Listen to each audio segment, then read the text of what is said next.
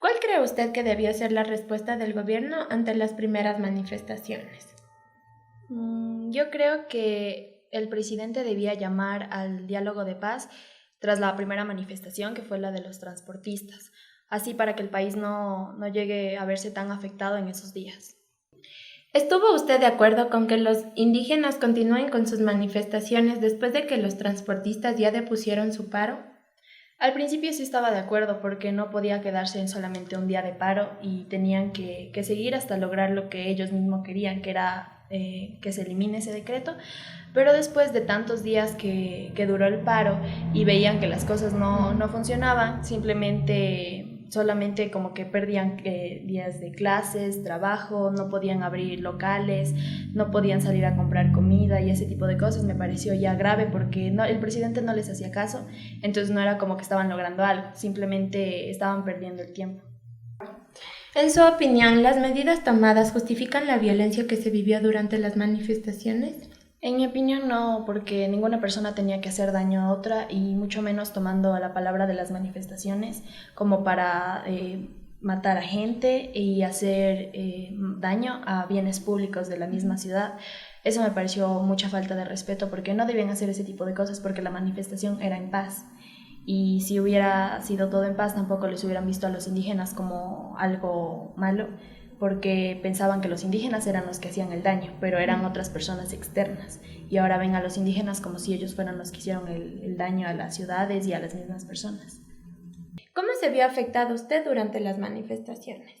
La verdad es que muy mal, porque al principio todo era como normal, porque se perdieron los primeros días de clases, que era jueves y viernes, y estaba como todo lindo, porque a quien no le gusta perder clases. Pero después ya me empecé a preocupar porque ya se venía la semana de exámenes y no teníamos materia dada, entonces teníamos que recuperar los días perdidos y no avanzábamos en lo que debíamos avanzar de los libros. En otra cuestión, tampoco teníamos muchos alimentos en mi casa y no podíamos salir a comprar porque teníamos el miedo de que nos ataquen y no nos dejen comprar pensando que estábamos en contra o a favor del decreto, porque de las dos partes te juzgaban, y mal porque también no veía a mis familiares ni a mis amigos por la misma cuestión del paro, que no podías salir a las calles. ¿Cuál cree usted que deberían ser las respuestas del gobierno ante las primeras manifestaciones? A ver, pues el presidente debía asistir a un diálogo que pedíamos los indígenas y los ciudadanos para llegar a un acuerdo. Eso antes de que los manifestantes llegaran a un punto de la muerte, violencia, saqueo, etcétera. ¿Estuvo usted de acuerdo en que los indígenas continuaran con las manifestaciones después de que los transportistas hayan depuesto su paro?